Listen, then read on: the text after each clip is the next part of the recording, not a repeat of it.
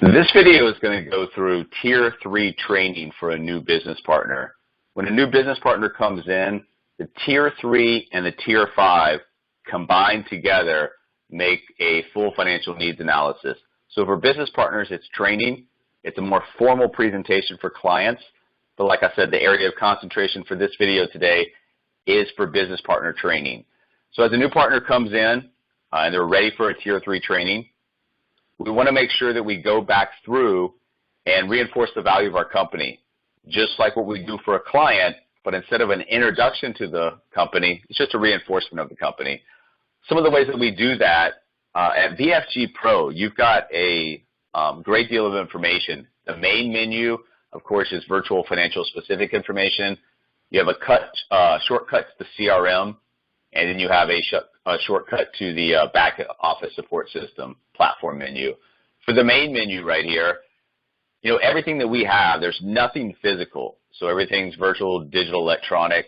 So when you click on under Documents and Support, the top one, Virtual Business Systems, VF Brochures, takes you to a long list of e-brochures. Some of these are training manuals. The very bottom one is a great one that you can use for both clients and business partners. Let's build a better tomorrow. That's our slogan, our motto for both sides of the business, whether you're dealing with a client, helping them out with finances, or bringing a new partner to help you out with this nationwide distribution build out. It's to build a better tomorrow. So when you're down here, you click on this full screen, and it does go full screen, and then you just flip through, just like any reader or Kindle. First top part right here, we're going to reinforce the fact that we understand the last several years in this country have been very tough for a large sample size of the population. Many families don't feel financially secure. They've actually given up hope on their dreams of realizing that lifestyle they had always imagined. So what's happening is many are not experiencing that true peace of mind, and that's replaced with a 24-hour, 7-day-a-week stress that comes from lack of money, too much debt, no real plan to get ahead. So we're committed to helping families get back on track and live that lifestyle they'd always dreamed possible. There's a dramatic market need for what we do. Many financial companies are focused on the wealthy. Consequently, many families are dramatically underserved. So there's an overwhelming need, but an insufficient distribution. That is a great market entry point for a company like us because at a time when financial education is needed like never before, the industry has been very slow to respond. That creates huge problems for most families. We come in and fill that void or that vacuum with a digital model. We can go out and reach so many people and have a positive ripple effect on the ones that we do encounter and influence. So we're a different kind of company. We share the insight and the understanding that the wealthy have. We do that with every single family that we can reach. We teach families that financial planning does not have to be difficult.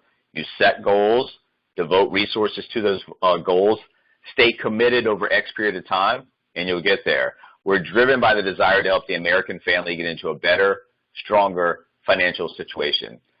Over here to the right-hand side, you'll see that we start with some basic concepts. Doesn't really get any more basic than the power of compound interest. So we're going to show, what happens to, in this instance, $1,000 lump sum one-time investment with no additional investment over a period of time of 10, 30, 50, and 70 years at a rate of return at 5, 10, and 12%. The most extreme example here, the $1,000 compounded at 12% over a 70-year period of time turns into almost $2.8 million. Now, all we're trying to show and all we're trying to illustrate here is the effect of compounded interest. So once you understand some basic theories like this, you can see that most of the compounding happens in the later years. So we can get our clients to understand the importance of this and be disciplined. Somebody can get 4 doubles out of their lifetime of their money. Great. If they can be disciplined and squeeze out a 5th double, that 5th double can create more wealth than the other 4 combined.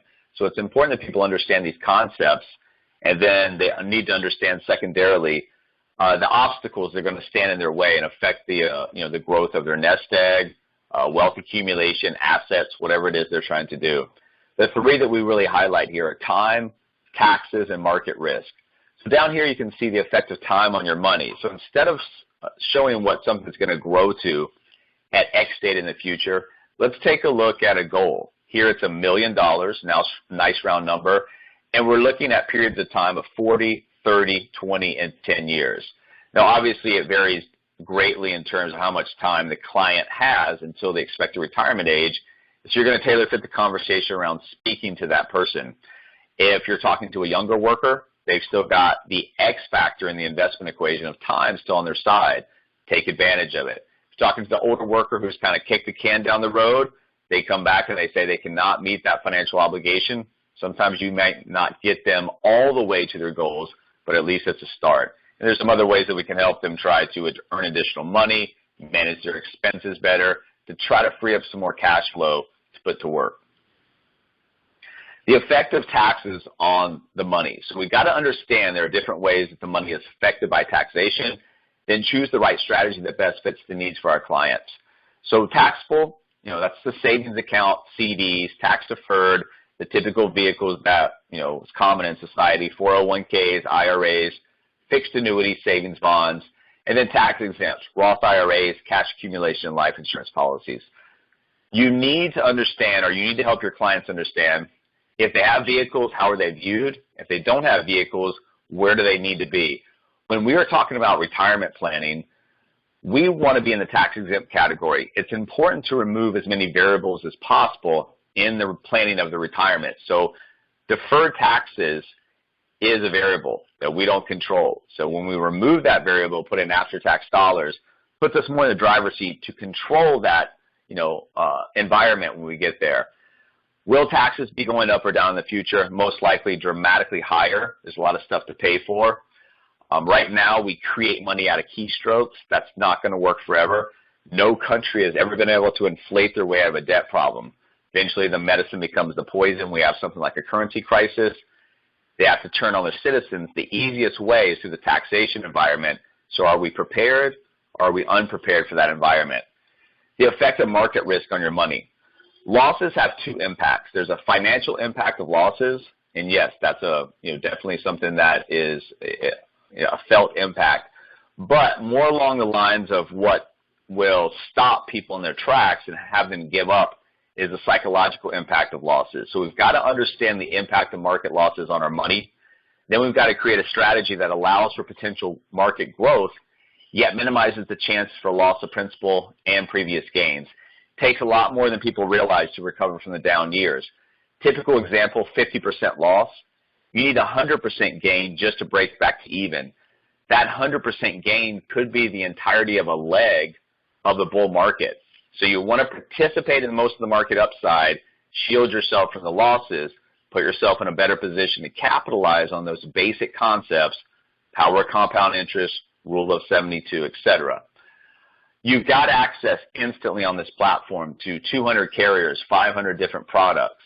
But with the way that financial planning has changed and with the products that we can offer now, if somebody's trying to get a basic foundation of proper protection and asset accumulation, you can get that accomplished with 2, possibly even 1 vehicles now, which is easier for the client to absorb the information, easier for the consultant to get that message across. Not so many debits coming out of the checking account. It's just an easier, more streamlined, efficient way to approach financial planning from both sides. Market protection and market potential in one solution. This is important because many people sacrifice the chance for market returns to have the safety of principal. Other people sacrifice the safety of principal for the chance to have better returns. Indexing is actually going to give them access to both market returns and safety of principal. So basically what we have here is a period of time from 1997 to 2013. We've got 3 different illustrated scenarios. Each one shows what happens over this period of time to $100,000. First investment or first illustrated scenario is a fixed 3% account illustrated by this light blue upward sloping line right here. We had stair-step growth as expected. At the end of that period of time, $155,000 and change. Now, the other, or choice B, is a red line. That's a direct investment into the S&P 500. So after all that roller coaster ride, that market movement and gyration, we barely eclipsed a fixed 3% account. Now, choice C is an IUL with a 0 floor and a 12% cap. 2 advantages here. You can see how this turned out. It outpaced the other ones by basically $100,000. And the reason it did so was twofold, is because it had the chance for better returns in the fixed account, but it also shielded you against the market losses that the S&P experienced. So after that period of time, like I said, it did outpace the other two options by $100,000. And then don't forget, a fixed 3% account and a direct investment to the S&P are both taxable events. You have tax-deferred growth in the IUL, but you can actually access your money tax-free through loans on the policy. So down here, it goes into exactly a little bit of a synopsis or review of that. So tax advantage of the Index Universal Life Insurance. There's no income tax on potential cash value growth, so it grows tax-deferred. There's no income tax on withdrawal through policy loans, so you can access most of your cash value income tax-free. And, of course, no income or state taxes on the death benefit to your beneficiaries. On this next page over here, you're going to see the importance of living benefits. Why living benefits? Well, because there's a strong possibility and probability through your lifetime that you will experience one of these events. Now, previous generations were dying from these events. We're living through them, but we simply can't earn income for a period of time, so it causes financial chaos. You can see the cancer, heart attack, stroke, diabetes. You can see the how often this stuff occurs, the fact that diabetes is now the 7th leading cause of death in the United States, and there's a severe financial impact of illness.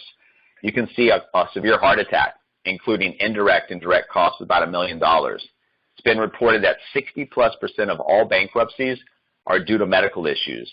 Of those that file for bankruptcy, nearly 80% had health insurance. So health insurance is not a one-stop shop solution to your health needs. Yes, there's holes and gaps in the health insurance coverage, but that only scratches the surface. You still got to put food on the table, pay the rent or the mortgage, pay for the regular expenses and bills.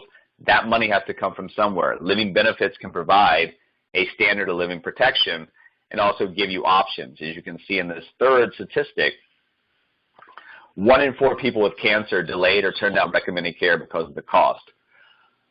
If we have options, if we have capital, then it affords us the chance to do what we want to. We're not corralled into chemotherapy and radiation by the health insurance company. Now we've got choices on what we want to do. Puts us in the driver's seat. It's a death benefit that the clients are used to understanding when they hear about life insurance, but it's also got chronic, critical, and terminal wrapped up into one solution as embedded riders that give people both, coverage for life and death. At this point, this is an 8-quick-page e-brochure that really goes through and reinforces what we do as a company, why, how, the dramatic need, introduces some basic 101 concepts. And at this point, we basically have bridged the gap into gathering some of the data so we can show the new partner what the consultant actually does through the Tier 3 and the Tier 5. One thing I was going to show you is we do have a longer Build a Better Tomorrow e-brochure. So if you've got somebody coming in and they're new to the industry or they're wanting a lot of information, you have access to more and more and more information. So if you've got somebody, like we call them the sponge, you want to continue to give them the information that they want so they can get past the learning curve. It's 31 pages. The only reason I bring this up on this training call is because the back 8 or 9 pages really goes through and reinforces the value of what a standalone, all-inclusive policy can do versus building a basket of supplemental products. So we're going to take a look at exactly what happens. So this is a 40-year-old male. He is preferred plus non-smoker, so great health. He's looking at a $500,000 policy. Well, he's looking at a 20-year living benefits policy, which means 2 things. Of course, he's got the $500,000 face value for death that goes tax-free to his beneficiaries in case he was to pass away. But he's also got access to up to 90% of this, or $450,000 in this case, for such things as heart attack, stroke, cancer, disability from an illness or an accident. And that policy is going to cost him $48.13 per month, as noted by this number. Now, the other $518 is if he goes in the open marketplace and tries to piece all this together. So let's take a look. First thing he's looking at is a standalone cancer policy. It's going to pay him $5,000 on a first occurrence benefit of cancer. It's not going to do very much.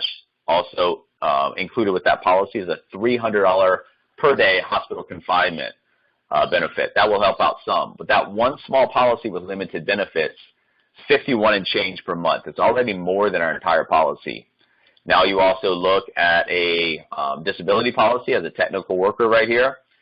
The possibility to get $2,000 in monthly disability benefits. It's going to cost him $75 a month in premium. You also look at a critical care policy, 20 years, heart attack, stroke, etc. $100,000. It's going to cost $103 and change per month. Also, long-term care, in case he needs help at a facility inside the house because he can't do some of the daily functions of life, $200 per day, benefit period 5 years, $142 per month. You add on the original term that he was looking at, over 500 versus under 50. We love comparing our business model. We love comparing our products. We love comparing our holistic approach to financial planning. So never be shy or shy away when people want to compare. The last couple of pages on this is going to take that same 40-year-old. Any advisor, agent, or planner that talks to that 40-year-old is going to explain to him, you've got at least a quarter century, if not more, till expected Social Security retirement age. Who knows what type of condition the country is going to be in, the system is going to be in. What we need to do is take a look at what it's going to take to fund your own retirement and put you in a position where you're comfortable with the end result. And then if Social Security or whatever Social Security is there at that point, in whatever form, it will be additional income for retirement. So he heeds that warning. He starts to put away $5,603 per year in annualized premium outlay, just continuing to fund the policy year after year after year after year until such a time he stops at age 67. At that point, there is no more premium that goes into this policy. At that time, guys, he has put in $151,281 in total annualized premium outlay. Now he starts to take out loans against the policy for retirement income, $52,176 per year, breaks down to over $4,000 per month. And remember, these are tax-free loans, not a taxable event here. So it's all coming back to him in the form of cash flow. First 3 years, he's taken out $156,528 in loans, which is $5,247 more than he's put in total and the annualized premium outlay. But of course, loan disbursement schedule continues until age 89. We're going to assume at that point he's passed away. Remember, he put in $151,281. Now he's taken out loans against the policy for more than $1.147 million, which is almost $1 million more than he put in total.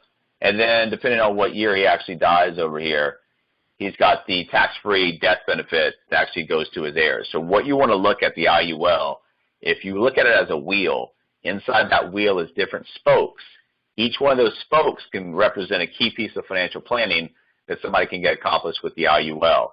So between the e-brochure and the PDF, you have plenty of material to go back over, reinforce the value of our company, go through some basic theories, concepts, review some of our best-selling products. And that, like I said, sets up for the gathering of the data for the FNA. So back over here where we found all of our menus, the main menu, the CRM menu, and our back office support menu, the WFG platform menu, when you actually click on this WFG back office support menu, it's going to take you to a long list of things that you can access. One of those is selling tools. Now, when you are at this menu right here, the very first one that you have is financial needs analysis. When you click on that, it's going to take you to login. And once you log in, it's going to take you to an area where you have two options. The options are that you can create a new FAA case, or you can actually take any FAA that you've ever written and update it. So if you're doing an FAA on somebody and they come back to you 6 months later and they say, I've decided to have a child, buy a house, I inherited some money, you can go back, make any corrections, additions, edits to lifestyle, income, expenses, goals, assets, whatever you want. Produce a real-time report for them right there. Great way to cement the business relationship, make sure they're meeting their goals, and make sure you're staying on top of any changes that could occur in their lifetime.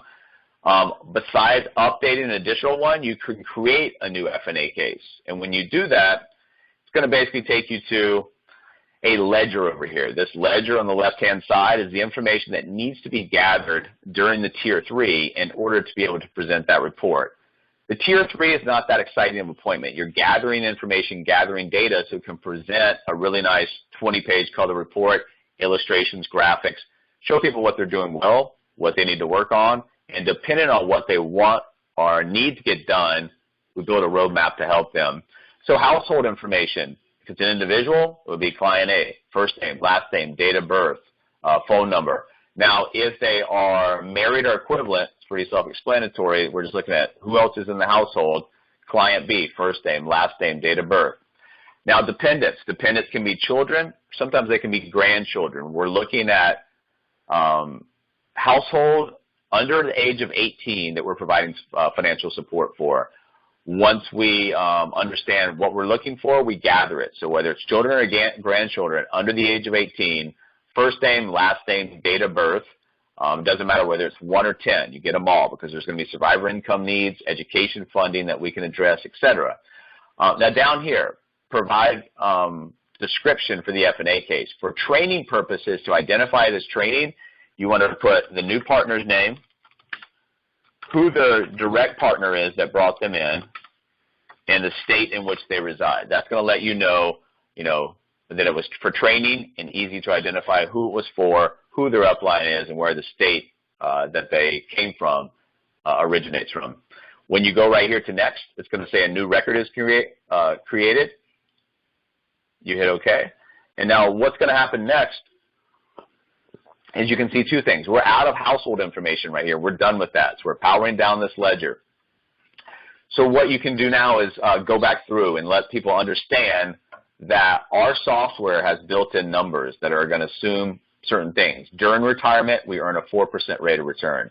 Pre-retirement, 6% rate of return. Annual inflation rate of 3%. Annual Social Security increase of 0%. Now, usually there is a small increase. It's usually offset with the increase in the Medicare charges. So we just zeroed that out as a net wash. Months of emergency fund in 3. Years of survivor income. Rule of thumb here is if there's a need for survivor income, spouse, kids, mortgage, etc., we're going to leave this at 10. If there's no need for survivor income, we're going to ratchet that number down to 1. Now, our software goes into analysis of spouse A and B. I'll go through that with you later, but you just need to know. If there's a need for survivor income, leave it at 10. If there's no need for survivor income, drop that to 1. You go to next. Now these are goals and dreams. So we've got some goals and dreams that are, typically come up, and then you've got the ability to add other goals. Anytime you add a goal, it can be very specific. If they're looking to get an RV and travel, buy a secondary property, take some type of a special trip, you've got the ability to mark a specific goal. Going back to the preset goals, somebody's looking to make a major purchase. When are they looking to do it? Short, 1 to 3 years, mid, 3 to 7, long, 7+. Some of these I ask questions. For this, I would say, do you currently have accounts or vehicles that you're contributing to for retirement purposes? If they say yes, we say great. If they say no, depending on the age, we're going to mark that. So if we're dealing with somebody who's in their early 40s, retirement is a longer-term goal. We're going to mark the need. If you mark it all the way across here, it's going to make the report look jumbled. Just look or mark it when the need is actually going to come into place, but just know that we'll start concentrating on it immediately. Somebody's looking to buy a new home. This is another one. I ask a question.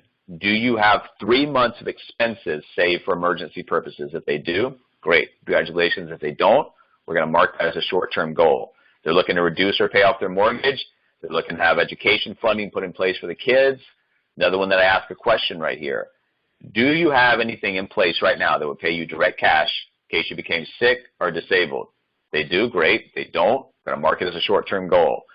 Help support aging parents. This can be looked at twofold. Sometimes they need financial support, but mainly we're looking at end-of-life long-term care. Our parents are living longer, which is great, but there's an average of 3.5 to 4 years of long-term care at end of life. It's very expensive. Kids are burning through personal assets, so we have ways that we can, be proactive and get things in place in case we need it. Pay off credit cards or debts. This is going to come up time and time and time again. You've got $1 trillion of student loans, $1 trillion of credit card debt. This will be a heavy influence area for a lot of people. And then if somebody is starting a business, as a client, that's definitely going to be a goal that we want to mark. When we're training business partners, it's always going to be a short-term goal. So this is something that you want to look at as an opportunity, an avenue, and a path to get what they want to get done or need to get done accomplished, plus so much more. So the cash flow from this business can meet and exceed and blow away goals. So once you've got some goals, 5 to 7 is usually a good sweet spot, not too few, not too many. You go to next.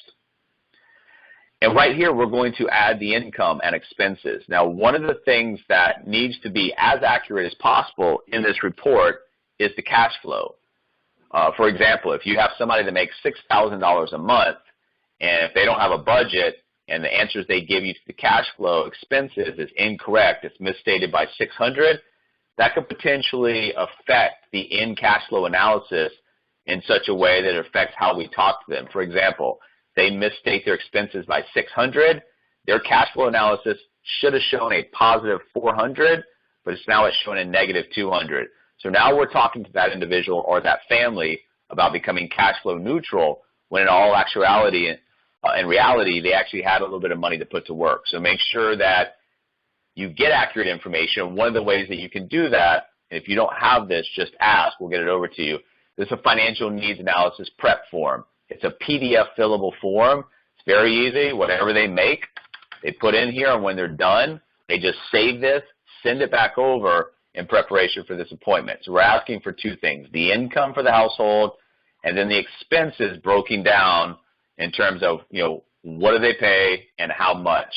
We're not asking for anything invasive, Social Security numbers, assets. We're asking for very basic information that will do two things for you in the Tier 3 training.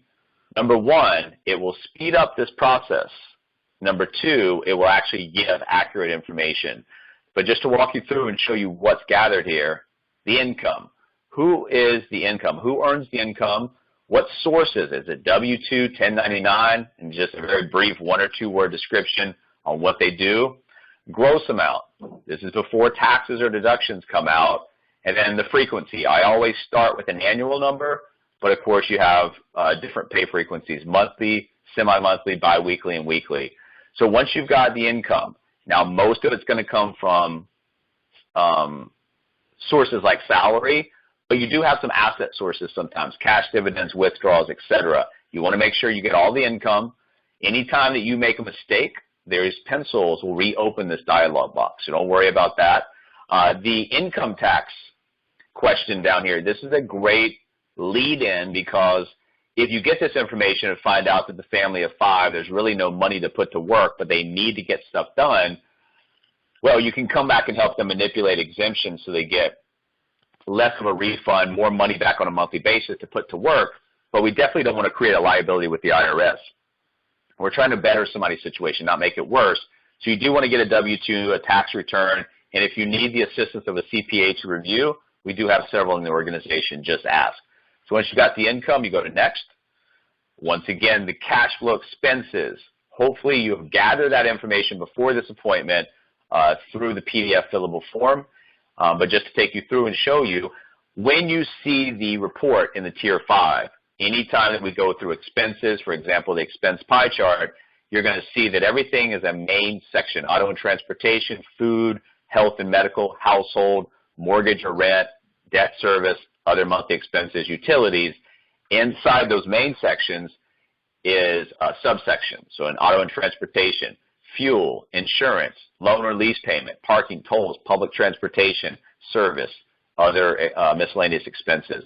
Food, that can be dining out at groceries, or it can be one combined household food expense. Health and medical, if they pay anything out of pocket for health insurance premiums. Once again, if they pay anything out of pocket for health prescriptions, and then any other medical expenses they have per month. Household, this is a memory jogger. If there's any child care expenses, maid services, clothing for the family. Educational, this is not student loans. This is out-of-pocket educational costs. Gifts, friends, family members, neighbors, landscaping services, personal care, If they have pets, the pet care, out-of-pocket costs for any sports or lessons anybody in the family is taking, and then other. Mortgage or rent. If it's a rent payment, obviously it's going to be one payment. If it's a full PITI mortgage payment, it will be, of course, one payment. If it's broken down and they pay different amounts to different places, the ability to absorb that information is here as well. Other debt servicing. This is what they pay on a monthly basis to service their debt. For example, if student loans are on deferment, it's going to be a 0 here, but it would be added to the debt section. Once again, if they've defaulted on credit cards, it would be a 0 here, but added in the debt section. This is just what, on a monthly basis, they're actually paying to service their debt. Other monthly expenses, once again, just a memory jogger. Alimony and child support is usually a pretty big expense. Subscriptions and memberships, charitable contributions, gifts to the church, travel and entertainment, and then line items for the name and the amount if they want to list other things. And then finally, we're going to look at utilities. So if we have cable, what's the cost? Electricity, natural gas, if applicable, internet, if not included with the cable, cell phones, if there's a landline, trash collection, water, any other utility expenses right there. Once all that's gathered, we go to next. It's going to give us a very brief cash flow summary. There's no need to discuss this right here. It's a building block in the report that's heavily discussed, so you just kind of skip over this. Adding a debt. So this is where we're going to be able to go and figure out what debts are in the household. Student loans, auto loans, credit cards, mortgage, personal loan. Other can be IRS debt, medical bills, really anything they need to list because we're kind of trying to get an idea of the total household debt. So once again, if you've got a student loan, that may be on deferment, so the current actual payment and minimum payment would be 0, but you would have a balance here. Now, things like auto loans, mortgages, those have defined terms, 5, 30 years, etc. If you've got a credit card, it is unsecured debt with no original term. So that would mean that you do need a place marker here. So you would just add a 0 for right there. Now, if somebody's got 5 credit cards, kind of want to get all 5 broken down because it could be a 24 versus an 8%. And it's important that we pick off the most toxic debts first. So once you've got all the debt, whether they're debt-free or whether there's a lot of debt here, you can see in this particular instance there was a student loan, there was an auto loan, an auto lease, 30-year mortgage, and a personal loan to start a business here.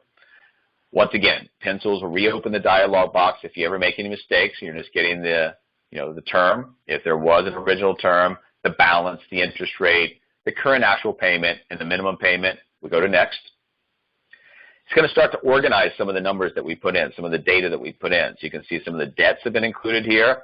Now, it will also show the current mortgage, approximate cost of education right here. This cannot be pulled out of thin air. So what we do between the 2 appointments is figure out how many kids there are, how many years till each turns 18, what does it currently cost to go to school in the state they reside, tuition, fees and books, figure out an inflation rate, come back and plug that in, and then this is a question that you always need to ask. If it's an individual or an individual and spouse, if they cannot work again, how much income do they need to sustain their current lifestyle? In other words, if the income stopped, what does it take right now to keep everything going exactly as it is?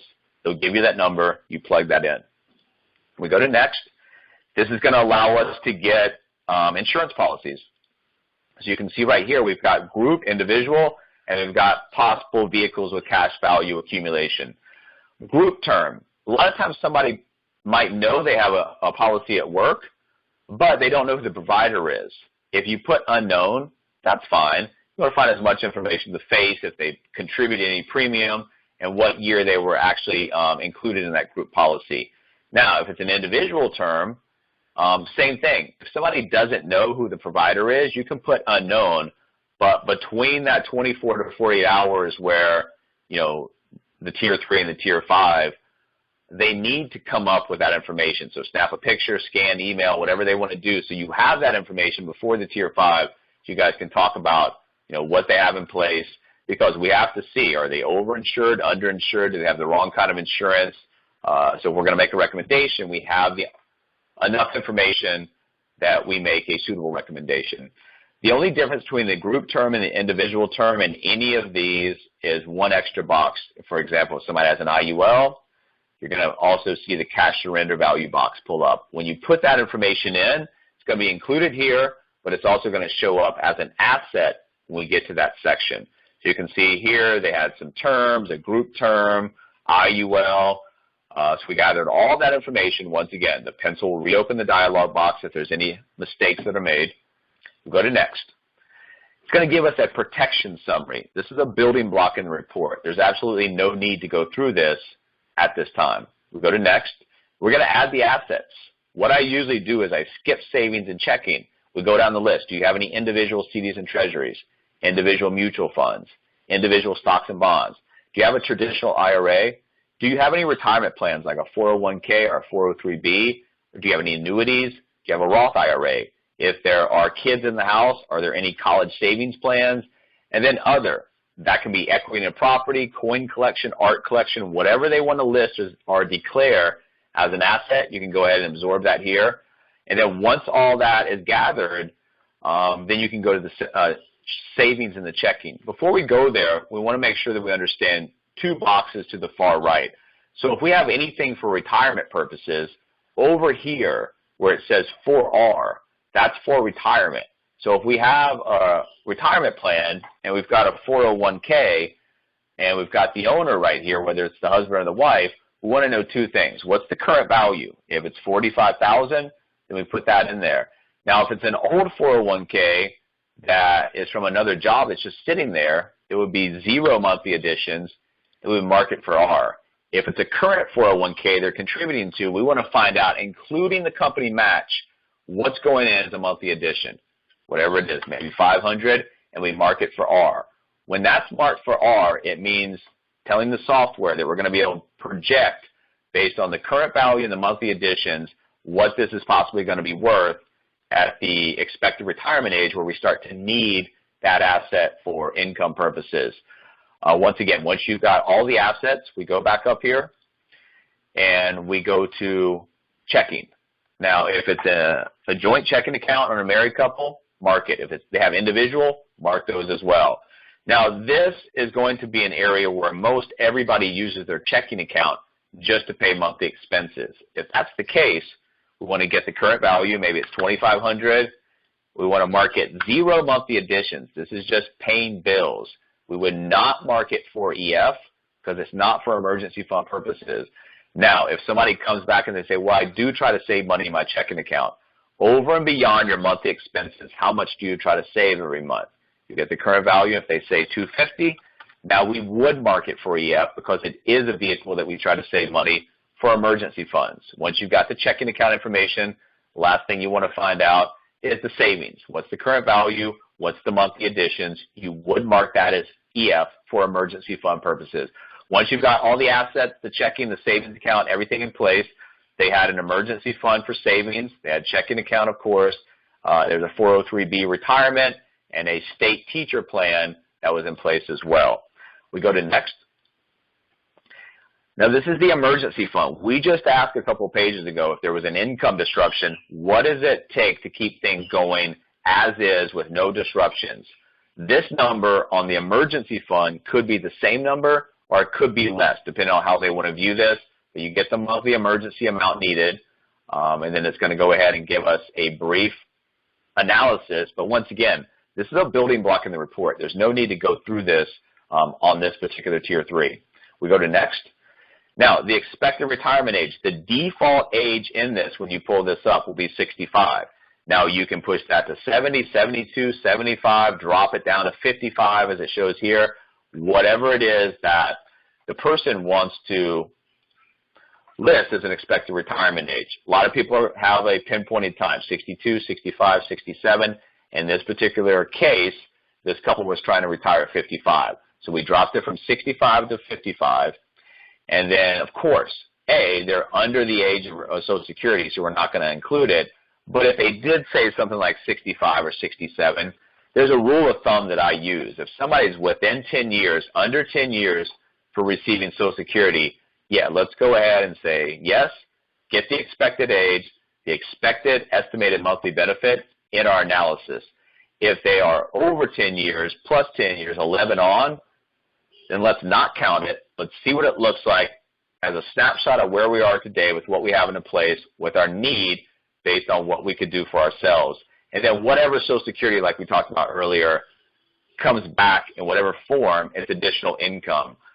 Expected retirement during our expected income, monthly benefits from pension or other sources. If they've got something that's going to be declared to be a future income, you want to list it right here. Teacher, police officer, etc. They might say, I'm going to receive X per month at X date in the future. You want to list that here.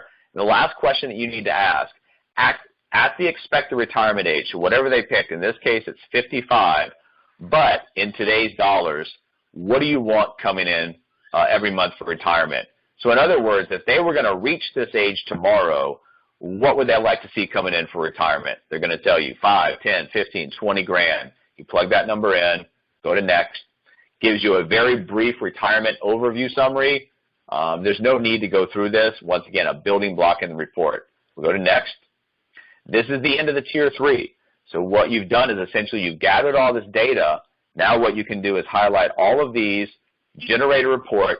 Depending on how much information you gather from the client, it will be anywhere from about 17 to as much as 24, 25 pages long.